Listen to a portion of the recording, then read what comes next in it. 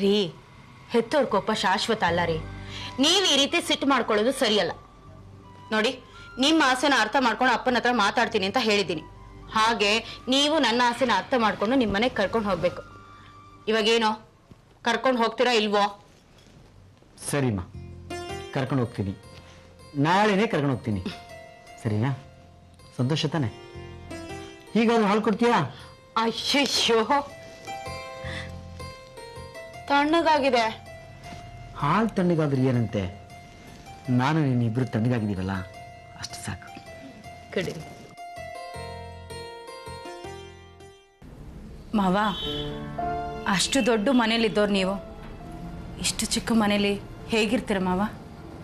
ಹಾಸಿಗೆ ಇದ್ದಷ್ಟು ಕಾಲು ಚಾಚಬೇಕು ಅಂತಾರಲ್ಲಮ್ಮ, ಹಾಗೆ ನಮಗೆ ಬರ್ತಿದ್ದ ಸಂಬಳದಲ್ಲಿ ಅಷ್ಟು ದೊಡ್ಡ ಮನೇಲಿ ಇದ್ದರೆ ಬರೋ ಸಂಪಾದನೆ ಎಲ್ಲ ಮನೆ ಬಾಡಿಗೆಗೆ ಕೊಡಬೇಕಾಗತ್ತೆ.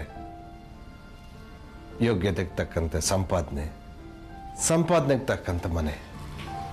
ಆದರೂ ಮಾವ, ನೀವಿಷ್ಟು ಚಿಕ್ಕ ಮನೇಲಿರೋದು ನೋಡಿದ್ರೆ ನನ್ನ ಮನಸ್ಸಿಗೆ ತುಂಬ ಬೇಜಾರಾಗುತ್ತೆ. ಮನೆ ಚಿಕ್ಕದಾದರೆ ಬೇಜಾರು ಮಾಡ್ಕೋಬಾರ್ದಮ್ಮ, ಮನಸ್ಸು ಚಿಕ್ಕದಾದರೆ ಬೇಜಾರು ಮಾಡ್ಕೋಬೇಕು.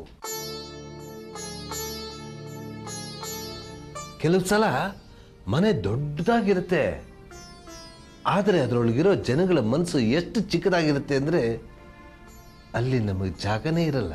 ಅದು ನಿಜಾನೇ ಮಾವ. ಆಸ್ಪತ್ರೆಗೆ ಹೋಗಿ ರೆಗ್ಯುಲರ್ ಆಗಿ ಚೆಕಪ್ ಮಾಡಿಸ್ತಾ ಇದ್ದೀರ ತಾನೆ? 15 ದಿವಸಕ್ಕೆ ಮುಂಚೆ ಹೋಗಿದ್ದೆ. ಮಾತ್ರೆ ಎಲ್ಲ ಬರ್ಕೊಟ್ಟಿದ್ದಾರೆ, ಮತ್ತೆ ಬರೋ ಅಗತ್ಯ ಇಲ್ಲ ಅಂತ ಹೇಳಿದ್ರು. ಮಾತ್ರ ಔಷಧಿ ಸರಿಯಾದ ಟೈಮಿಗೆ ತಗೊಳ್ತಾ ಇದ್ದೀರ ತಾನೆ?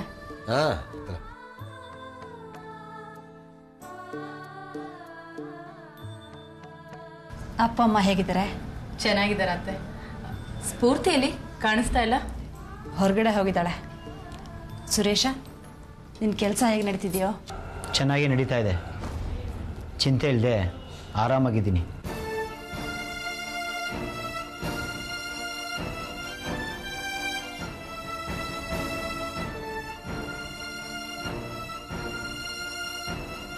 ನೋಡಿದಾಯ್ತಲ್ಲ, ನಡೀರಿ ಹೋಗೋಣ. ಇದ್ಯಾಕಮ್ಮ ಹೀಗೆ ಹೇಳ್ತಿದ್ಯಾ? ಈಗ ತಾನೇ ಬಂದ್ರೆ? ಬಂದೇನು ಪ್ರಯೋಜನ ಮಾವ? ನಾವು ಬರೀ ನಿಮ್ಮ ಮನೆಯಿಂದ ದೂರ ಆಗಿದ್ದೀವಿ ಅಂದ್ಕೊಂಡಿದ್ದೆ, ಆದರೆ ನಿಮ್ಮ ಮನ್ಸುಗಳಿಂದನೂ ದೂರ ಆಗಿದ್ದೀವಿ ಅಂತ ಈಗ ಗೊತ್ತಾಗ್ತಾ ಇದೆ. ಇದ್ಯಾಕಮ್ಮ ನೇತ್ರ ಈ ರೀತಿ ಮಾತಾಡ್ತಿದ್ಯಾ? ಇನ್ನೇನತ್ತೆ, ನಾನು ಬಂದಾಗಿಂದ ನೀವು ಯಾರಾದರೂ ಆತ್ಮೀಯವಾಗಿ ಮಾತಾಡಿದ್ದೀರಾ? ಯಾರೋ ಹೊರಗಿನವ್ರ ಥರ ಟ್ರೀಟ್ ಮಾಡ್ತಾ ಇದ್ದೀರಾ. ಅಂದಮೇಲೆ ನಾವು ಯಾಕೆ ಇಲ್ಲಿರಬೇಕು? ನಾವು ಹೊರಡ್ತೀವಿ. ಅದು ಹಾಗಲ್ಲ ನೇತ್ರ, ಅದು ನಾವು ಹೀಗೆ ನಡ್ಕೊಳ್ಳೋದಕ್ಕೂ ಒಂದು ಕಾರಣ ಇದೆಮ್ಮ. ಅದನ್ನು ಹೇಗೆ ಹೇಳಬೇಕು ಅಂತ ಈಗ ನಾವಿಬ್ಬರು ಚಡಪಡಿಸ್ತಾ ಇದ್ದೀವಿ. ನೀನು ಶ್ರೀಮಂತರ ಮಗಳು, ನಮ್ಮ ಸುರೇಶನ ಇಷ್ಟಪಟ್ಟು ಮದುವೆ ಆದೆ. ನಾವು ಮಿಡ್ಲ್ ಕ್ಲಾಸ್ನವರು. ನಿನ್ನ ಸೊಸೆ ಅಂತ ಸ್ವೀಕರಿಸೋದು ನಿಜ, ಆದರೆ ಹೇಗೆ ಜೋಪಾನ ಮಾಡಬೇಕು ಅಂತ ಗೊತ್ತಾಗಲಿಲ್ಲ. ಅದರ ಪರಿಣಾಮವಾಗಿ ನೀನು ನಿನ್ನ ಮಗುನ ಕಳ್ಕೋಬೇಕಾಯ್ತು.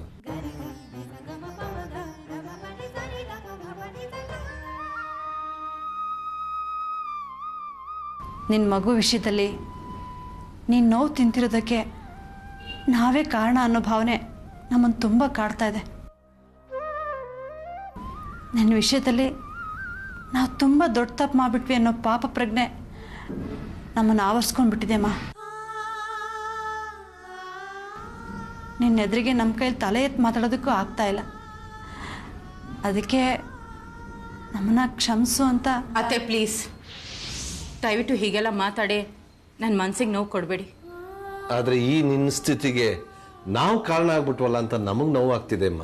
ಹಾಗೆಲ್ಲ ಏನಿಲ್ಲ ಮಾವ, ನನ್ನ ಹಣೆಯಲ್ಲಿ ಹೀಗೆ ಆಗಬೇಕು ಅಂತ ಬರೆದಿತ್ತು, ಆಯಿತು. ಅಮ್ಮ ಅನ್ಸ್ಕೊಳ್ಳೋ ಭಾಗ್ಯ ನಂಗಿದ್ದಿದ್ರೆ ಇಂಥ ಘಟನೆಗಳು ನಡೀತಾನೆ ಇರಲಿಲ್ಲ ಅನ್ಸುತ್ತೆ. ನೀವು ನನ್ನನ್ನು ಕೇವಲ ಸೊಸೆ ಆಗಿ ತಿಳ್ಕೊಂಡು ನೀವು ಕೆಟ್ಟು ಅತ್ತೆ ಮಾವ ಆಗಿದ್ದು ನಂಗೆ ಹಿಂಸೆ ಕೊಟ್ಟಿದ್ರೆ ನಿಮ್ಮ ನೋವಿಗೂ ಒಂದು ಅರ್ಥ ಇರ್ತಿತ್ತು. ಆದರೆ ನೀವು ತುಂಬ ಒಳ್ಳೆಯವರು, ಮಗುವಿನಂಥ ಮನಸ್ಸಿರೋರು.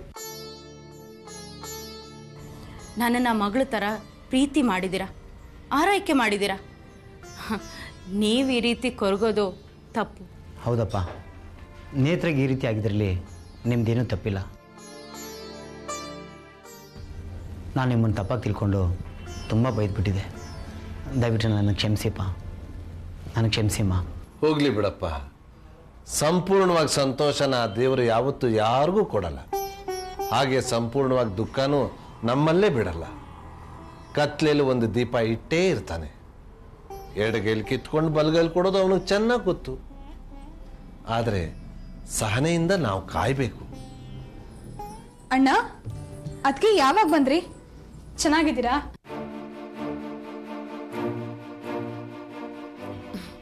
ನಾನು ಚೆನ್ನಾಗಿದ್ದೀನಿ ಸ್ಫೂರ್ತಿ. ನೀನು ಹೇಗಿದ್ಯಾ? ಒಂದ್ಸಲ ಆದರೂ ನಮ್ಮ ಮನೆ ಕಡೆ ಬರಬಾರ್ದಾ? ನಾನು ನಿಂಗೆ ಅಷ್ಟೊಂದು ದೂರದವಳು ಆಗೋದನ್ನ. ಛೇ, ಹಾಗೆಲ್ಲ ಏನೂ ಇಲ್ಲ. ಅದಕ್ಕೆ ನಾನು ಬರ್ತೇನೆ. ಸರಿ. ಅದು ಸರಿ, ಈಗ ಎಲ್ಲಿಗೆ ಹೋಗಿದ್ದೆ? ಅದು ಪಕ್ಕದ ಮನೆಯವರು ಗಾರ್ಮೆಂಟ್ಸ್ಗೆ ಹೋಗ್ತಾರಲ್ಲ, ಅವ್ರ ಜೊತೆ ಕೆಲಸ ಕೇಳೋದಕ್ಕೆ ಅಂತ ನಾನು ಗಾರ್ಮೆಂಟ್ಸ್ಗೆ ಹೋಗಿದ್ದೆ. ಅವ್ರು ಮುಂದಿನ ವಾರದಿಂದ ಬಾ ಅಂತ ಹೇಳಿದ್ರು. ನೋಡಿದ್ಯಮ್ಮ ನೇತ್ರ, ಕೆಲ್ಸಕ್ಕೆ ಹೋಗ್ಬೇಕು ಅಂತ ಹೇಗೆ ಹಠ ಮಾಡ್ತಾ ಇದ್ದಾಳೆ. ಅದ್ಯಾವ ಗಾರ್ಮೆಂಟ್ಸ್ ಫ್ಯಾಕ್ಟ್ರಿನೋ, ಅದೇನು ಕೆಲಸನೋ, ಅಲ್ಲಿ ಜನ ಹೇಗಿರ್ತಾರೋ ಏನೋ ಒಂದೂ ಗೊತ್ತಿಲ್ಲ. ಇವಳು ಮಾತ್ರ ಕೆಲ್ಸಕ್ಕೆ ಹೋಗ್ಲೇಬೇಕು ಅಂತ ನಿರ್ಧಾರ ಮಾಡಿದಾಳೆ. ಇವಳು ದುಡಿಯೋ ಅಗತ್ಯ ಇದೆಯೇನಮ್ಮ? ನೀನೇ ಹೇಳು. ಸ್ಫೂರ್ತಿ ಕೆಲಸ ಮಾಡೋದ್ರಲ್ಲಿ ತಪ್ಪೇನಿದೆ ಮಾವ? ಹೋಗ್ಲಿ ಬಿಡಿ. ಹಾಗೆ ಹೇಳಿ. ಅದಕ್ಕೆ ನಾನು ಊರಲ್ಲಿರುವಾಗ ಒಂದು ನಿಮಿಷನೂ ಪುರ್ಸತ್ತಿಲ್ದಿರೋ ಹಾಗೆ ಕೆಲಸ ಮಾಡ್ತಿದ್ದೆ. ಈಗ ಇಲ್ಲಿ ಸುಮ್ಮನೆ ಕೂತ್ಕೋಬೇಕು ಅಂದರೆ ಹೇಗೆ ಹೇಳಿ? ಅದಕ್ಕೆ ನಾನು ಕೆಲ್ಸಕ್ಕೆ ಹೊರಟಿರೋದು. ಸ್ಫೂರ್ತಿ, ನೀನು ಕೆಲ್ಸಕ್ಕೆ ಸೇರು, ಅದಕ್ಕೆ ನಾನು ಸಪೋರ್ಟ್ ಮಾಡ್ತೀನಿ. ಆದರೆ ನೀನು ಗಾರ್ಮೆಂಟ್ಸಿಗೆ ಹೋಗಬಾರ್ದು. ಏನದಕ್ಕೆ ನೀವು ಕೆಲಸ ಮಾಡು ಅಂತೀರಾ, ಆದರೆ ಗಾರ್ಮೆಂಟ್ಸಿಗೆ ಹೋಗಬೇಡ ಅಂತೀರಾ? ಯಾಕೆ? ಮೊದಲು ನಾನು ಹೇಳೋದನ್ನ ಪೂರ್ತಿಯಾಗಿ ಕೇಳಮ್ಮ. ನೀನು ಕೆಲಸ ಮಾಡಬೇಕಾಗಿರೋದು ಗಾರ್ಮೆಂಟ್ಸಲ್ಲ, ನಮ್ಮ ಆಫೀಸಲ್ಲಿ.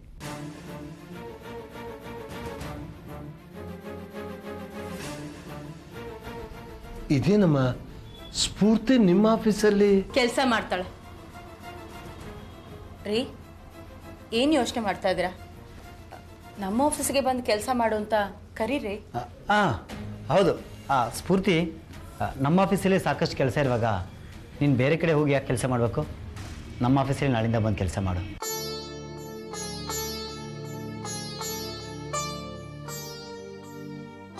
ಮಾವ, ಸ್ಫೂರ್ತಿ ನಿಮ್ಮನ್ನು ಕೇಳ್ತಾ ಇದ್ದಾಳೆ, ಹ್ಞೂ ಅಂತ ಹೇಳಿ ಮಾವ. ಆಯ್ತಮ್ಮ ನೇತ್ರ, ಸ್ಫೂರ್ತಿ ಇನ್ಮೇಲೆ ನಿಮ್ಮ ಕಂಪ್ನಿಲಿ ಕೆಲಸ ಮಾಡಲಿ. ನೀನೇನು ಹೇಳ್ತೀಯಮ್ಮ?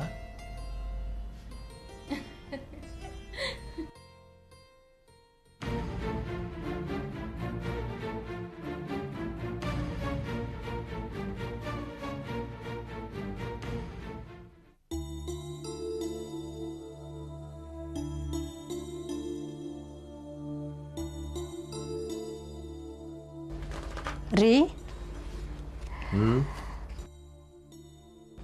ಯಾವಾಗ ನೋಡಿದ್ರು ಕೈಯಲ್ಲಿ ಒಂದು ಪುಸ್ತಕನೋ ಇಲ್ಲ ಒಂದು ಪೇಪರೋ ಇಟ್ಕೊಂಡು ಓದ್ತಾನೆ ಇರ್ತೀರ. ನಿಮ್ಗೇನು ಬೇಜಾರಾಗಲ್ವಾ? ಬೇಜಾರು ಯಾಕೆ ಆಗುತ್ತೆ? ಈಗ ಬಹಳ ದಿವಸದ ಮೇಲೆ ನಿನಗೆ ಒಬ್ಬ ಅಪರೂಪದ ಸ್ನೇಹಿತೆ ಸಿಕ್ಕಿದ್ಲು ಅಂತ ತಿಳ್ಕೊ. ಅವಳ ಜೊತೆ ಮಾತಾಡ್ತಿದ್ರೆ ನಿಂಗೆ ಬೇಜಾರಾಗತ್ತಾ? ಇಲ್ಲ, ಖುಷಿ ಆಗುತ್ತೆ. ಇದು ಹಾಗೇನೆ. ಮನುಷ್ಯನ ನಿಜವಾದ ಸ್ನೇಹಿತ ಅಂದರೆ ಪುಸ್ತಕ ಅಂತ ಮಹಾತ್ಮರು ಹೇಳಿದ್ದಾರೆ. ಯಾಕೆ ಹೇಳು? ಈ ಗೆಳೆಯ ಯಾವ ಸ್ವಾರ್ಥನೂ ಇಲ್ಲದೆ ನಮ್ಮ ಏಕಾಗ್ರತೆನ ವೃದ್ಧಿ ಮಾಡ್ತಾನೆ, ಬುದ್ಧಿನ ಚುರುಕು ಮಾಡ್ತಾನೆ, ಬದುಕೋ ದಾರಿ ತೋರಿಸ್ತಾನೆ, ಮನಸ್ಸಿಗೆ ನೆಮ್ಮದಿ ಕೊಡ್ತಾನೆ. ಅಂದಮೇಲೆ ಜೀವನದ ನಿಜವಾದ ಸ್ನೇಹಿತ ಇವನೇ ತಾನೇ? ಹೌದು ರೀ, ನಿಮ್ಮ ಮಾತು 100ಕ್ಕೆ 100 ಸತ್ಯ ರೀ. ಇನ್ಮೇಲೆ ನಾನು ಏನಾದರೂ ಓದಬೇಕು ರೀ. ಅದಕ್ಕೇನಂತೆ, ಲೈಬ್ರರಿಯಿಂದ ನಿನಗೂ ಪುಸ್ತಕ ತಂದು ಕೊಡ್ತೀನಿ, ಓದೋದಕ್ಕೆ ಪ್ರಾರಂಭ ಮಾಡು. ಹೇಗೂ ನಾನು ಸ್ಫೂರ್ತಿ ಕೆಲಸಕ್ಕೆ ಹೋದ್ಮೇಲೆ ಮೊದಲು ನೀನೊಬ್ಳೇ ಇರ್ತೀಯ. ಸುಶಿ, ಓದೋ ಅಭ್ಯಾಸ ಮಾಡ್ಕೋ. ಬುದ್ಧಿನೂ ಬೆಳೆಯುತ್ತೆ, ಸಮಯನೂ ಕಳೆಯುತ್ತೆ, ಮನಸ್ಸು ಹಗರ ಆಗುತ್ತೆ. ರೀ, ಸ್ಫೂರ್ತಿ ಸುರೇಶನ್ ಕಂಪ್ನಿಲಿ ಕೆಲಸ ಮಾಡೋದಕ್ಕೆ ನೀವು ಇಷ್ಟು ಬೇಗ ಒಪ್ಕೊಂಡ್ಬಿಟ್ರಲ್ಲ. ಬೆಳಗ್ಗೆ ನೇತ್ರ ಕೇಳಿದಾಗ ನೀವು ಕಳಿಸೋದಿಲ್ಲ, ಎಲ್ಲಿ ರೇಗಾಡ್ಬಿಡ್ತೀರೋ ಅಂದ್ಕೊಂಡಿದ್ದೆ. ನಾನು ಯಾಕೆ ರೇಗ್ಲಿ? ಅದು ಅಲ್ಲದೆ ಕಳಿಸಲ್ಲ ಅನ್ನೋದಕ್ಕೆ ಏನಾದರೂ ಕಾರಣ ಇದೆಯಾ? ಇಲ್ವಲ್ಲ. ನಮ್ಮ ಮಗಳು ಇಷ್ಟು ದಿವಸ ಹಳ್ಳಿಲಿದ್ದವಳು ಈಗ ಪಟ್ಟಣಕ್ಕೆ ಬಂದಿಯಾಳೆ. ಇಲ್ಲಿ ಜೀವನಕ್ಕೆ ಹೊಂದ್ಕೊಂಡು ಹೋಗೋದಕ್ಕೆ ಕಷ್ಟ ಆಗ್ಬೋದು. ಯಾವುದೋ ಗೊತ್ತು ಗುರಿ ಇಲ್ಲದಿರೋ ಜಾಗದಲ್ಲಿ ಕೆಲಸ ಮಾಡೋದಕ್ಕಿಂತ ತನ್ನ ಅಣ್ಣನ ಫ್ಯಾಕ್ಟ್ರಿಲಿ, ಅದು ಅವನ ನೆರಳಲ್ಲಿ ಅವನ ಕೈ ಕೆಳಗೆ ಕೆಲಸ ಮಾಡೋದು ಒಳ್ಳೇದಲ್ವಾ? ಹಾಗಾದರೆ ನಮ್ಮ ಸುರೇಶ ಮನೆ ಬಿಟ್ಟು ಹೋದೋನು ಅಂತ ಅವನ ಮೇಲೆ ನಿಮಗೆ ಕೋಪ ಇಲ್ವಾ? ಖಂಡಿತ ಇಲ್ಲ ಕಣೆ. ನಾನು ಯಾಕೆ ಅವನ ಮೇಲೆ ಕೋಪ ಮಾಡ್ಕೊಳ್ಳಿ? ಇಷ್ಟಕ್ಕೂ ಅವನಾಗ ಅವನೇನು ಮನೆ ಬಿಟ್ಟು ಹೋಗ್ಲಿಲ್ವಲ್ಲ. ಅವನು ಸಂತೋಷವಾಗಿರ್ಲಿ, ಸುಖವಾಗಿರ್ಲಿ ಅಂತ ನಾನೇ ಜಗಳ ತೆಗೆದು ಅವನ್ನ ಬೈದು ಹೊರಗಡೆ ಹಾಕಿದ್ದಲ್ವಾ. ಹಾಗೆ ನೋಡಿದ್ರೆ ಅವನೇ ನನ್ನ ಮೇಲೆ ಕೋಪ ಮಾಡ್ಕೋಬೇಕು. ಆದರೆ ಅದನ್ನು ಮರೆತು ನಮ್ಮ ಮನೆಗೆ ಬಂದಿದ್ದಾನೆ. ಅದೇ ನಮ್ಮ ಪ್ರೀತಿ ಕೊಳ್ಳಿ ಇಟ್ಟು ನಮ್ಮಿಂದ ದೂರ ಹೋದ್ನಲ್ಲ ನಿನ್ನ ಕಿರಿಮಗ. ಅವನಿಗೂ ನಮ್ಮ ಸುರೇಶನ್ಗೂ ಬಹಳ ವ್ಯತ್ಯಾಸ ಇದೆ ಸುಶಿ. ಹಾಗಾದರೆ ಸ್ಫೂರ್ತಿ ಸುರೇಶ್ನ ಹತ್ರ ಕೆಲಸ ಮಾಡಲಿ ಅಂತೀರಾ? ಖಂಡಿತ ಮಾಡಲಿ, ನಂದೇನು ಅಬ್ಜೆಕ್ಷನ್ ಇಲ್ಲ ಕಣೆ. ಅದು ಅಲ್ಲದೆ ಸ್ಫೂರ್ತಿ ಸುರೇಶನ ಹತ್ರ ಕೆಲಸ ಮಾಡಿದ್ರೆ ಅವಳಿಗೂ ರಕ್ಷಣೆ ಇರುತ್ತೆ. ಅವಳೇನಾದರೂ ತಪ್ಪು ಮಾಡಿದ್ರೆ ಸುರೇಶ ತಿದ್ದಿ ಬುದ್ಧಿ ಹೇಳ್ತಾನೆ. ನಾವು ನೆಮ್ಮದಿಯಿಂದ ಇರ್ಬೋದು. ನಾಳೆಯಿಂದನೇ ಕೆಲ್ಸಕ್ಕೆ ಹೋಗ್ಲಿ. ಅದು ಸರಿ, ನೀನು ಯಾಕೆ ಇದನ್ನೆಲ್ಲ ಕೇಳ್ತಿದ್ಯಾ? ಸ್ಫೂರ್ತಿ ಸುರೇಶನ ಹತ್ರ ಕೆಲಸ ಮಾಡೋದ್ರಲ್ಲಿ ನಿಂದೇನಾದ್ರು ಅಬ್ಜೆಕ್ಷನ್ ಇದೆಯಾ? ಅಯ್ಯಯ್ಯ, ಹಾಗೇನಿಲ್ಲ ರೀ. ನಿಮಗಿಷ್ಟ ಇದೆಯೋ ಇಲ್ಲೋ ಅಂತ ಕೇಳಿದೆ ಅಷ್ಟೇ. ತಗೊಳ್ಳಿ. ಈಗ ಜ್ಞಾಪಕವಂತ.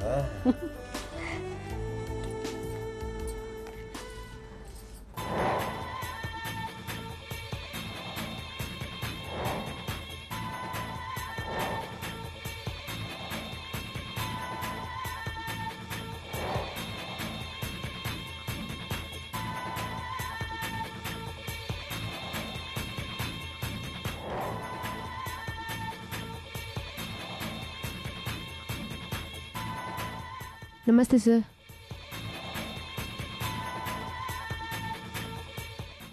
Good morning.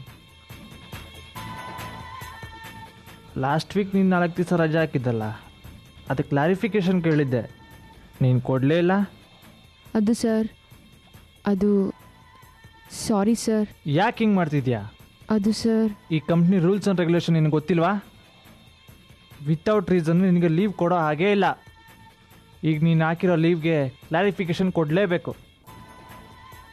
ನನ್ನ ಚೇಂಬರ್ಗೆ ಬಾ.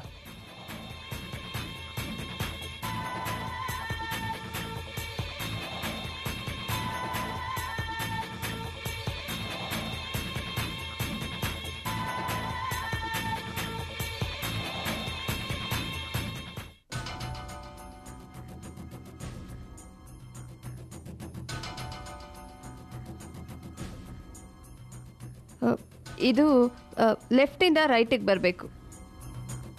Good morning sir. Good morning. ಇವರು ಸಂಧ್ಯಾ ಅಂತ ಸರ್, ಹೊಸದಾಗಿ ಫ್ಯಾಷನ್ ಡಿಸೈನರ್ ಆಗಿ ಹೆಡ್ ಆಫೀಸಿಂದ ಅಪಾಯಿಂಟ್ ಆಗಿದ್ದಾರೆ. Hello sir. ಹಲೋ.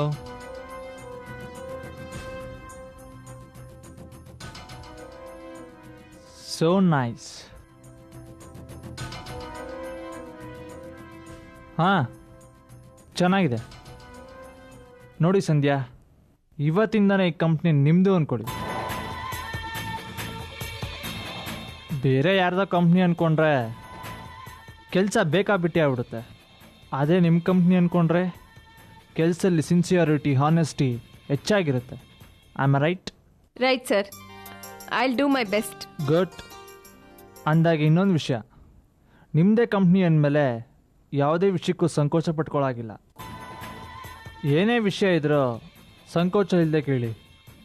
ಅಷ್ಟೇ ಅಲ್ಲ, ನಿಮ್ಗೆ ಯಾವುದೇ ರೀತಿ ಪ್ರಾಬ್ಲಮ್ ಆದರೂ ಎಷ್ಟೇ ಹೊತ್ತಾದರೂ ನೀವು ನನ್ನನ್ನು ಮೀಟ್ ಮಾಡಿ ಹೇಳ್ಬೋದು.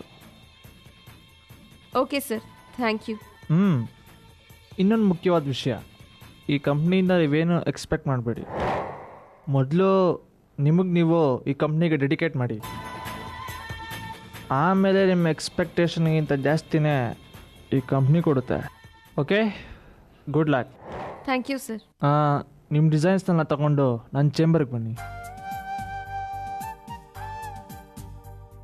ತುಂಬ ಸ್ಟ್ರಿಕ್ಟ್ ಆಫೀಸರ್, ಆದರೂ ಒಳ್ಳೆ ಮನುಷ್ಯ ಅನಿಸುತ್ತೆ.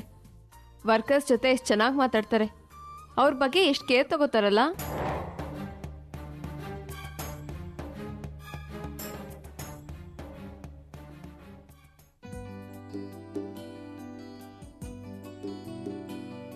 ಎಕ್ಸ್ಕ್ಯೂಸ್ ಮೀ, ನಿಮಗೆ ಬಾಸು ತುಂಬ ಒಳ್ಳೆಯವ್ರು ಅನಿಸ್ತಿದ್ಯಾ? ನೀವು? ಅಮೃತ.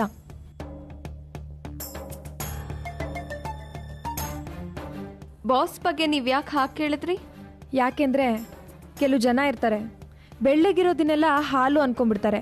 ನೀವು ಹಾಗೆ ಅನ್ಕೊಂಡೆ, ಅದಕ್ಕೆ ಕೇಳಿದೆ. ಹಾಗೇನಿಲ್ಲ, ಬಾಸ್ ನನ್ನ ಚೆನ್ನಾಗಿ ಮಾತಾಡ್ಸಿದ್ರಲ್ಲ, ಒಳ್ಳೆಯವ್ರು ಇರ್ಬೋದೇನೋ ಅಂತ ಅಂದ್ಕೊಂಡೆ. ಚೆನ್ನಾಗಿ ಮಾತಾಡೋರ ಮನಸ್ಸು ಚೆನ್ನಾಗೇ ಇರುತ್ತಾ? ಹಾವಿನ ಹೆಡೆನೂ ನೋಡೋಕೆ ತುಂಬ ಚೆನ್ನಾಗಿರುತ್ತೆ, ಆದರೆ ಅದರೊಳಗಿರೋ ವಿಷ ಪ್ರಾಣನೇ ತೆಗೆದುಬಿಡುತ್ತೆ. ನೀವು ಯಾಕೆ ಏನೇನೋ ಮಾತಾಡ್ತಾ ಇದ್ದೀರಾ? ಇದನ್ನು ನಾನು ಮಾತಾಡ್ತಿಲ್ಲ, ನನ್ನ ಅನುಭವ ಮಾತಾಡ್ತಿದೆ. ದೀಪದ ಬೆಂಕಿ ಸುಂದರವಾಗಿದೆ ಅಂತ ಮುಟ್ಟಕ್ಕೆ ಹೋದೆ, ನನ್ನ ಕೈ ನಾನೇ ಸುಟ್ಕೊಂಡೆ. ಆ ಬೆಂಕಿ ಇನ್ನೂ ಸುಂದರವಾಗಿ ಉರಿತಾನೇ ಇದೆ ನನ್ನ ಮನಸ್ಸಿನಾಗೆ. ನೀವು ತುಂಬ ಡಿಸಪಾಯಿಂಟ್ ಆಗಿದ್ದೀರಾ ಅನ್ಸುತ್ತೆ. ಆ ಡಿಸಪಾಯಿಂಟ್ಮೆಂಟ್ ನಿಮಗಾಗಬಾರ್ದು ಅಂತ ಎಚ್ಚರಿಸ್ತಾ ಇದ್ದೀನಿ. ನೀವಿನ್ನೂ ಇಲ್ಲಿಗೆ ಹೊಸದಾಗಿ ಬಂದಿದ್ದೀರಾ. ಇಲ್ಲಿ ಬಾಸ್ ಅಂತವರು, ಇಲ್ಲಿನ ಪರಿಸ್ಥಿತಿ ಎಂಥದ್ದು ಅಂತ ನಿಮಗಿನ್ನ ಗೊತ್ತಿಲ್ಲ. ಅದಕ್ಕೆ ತುಂಬ ಹುಷಾರಾಗಿರಿ. ಯಾರನ್ನು ನಂಬಕ್ಕೆ ಹೋಗಬೇಡಿ.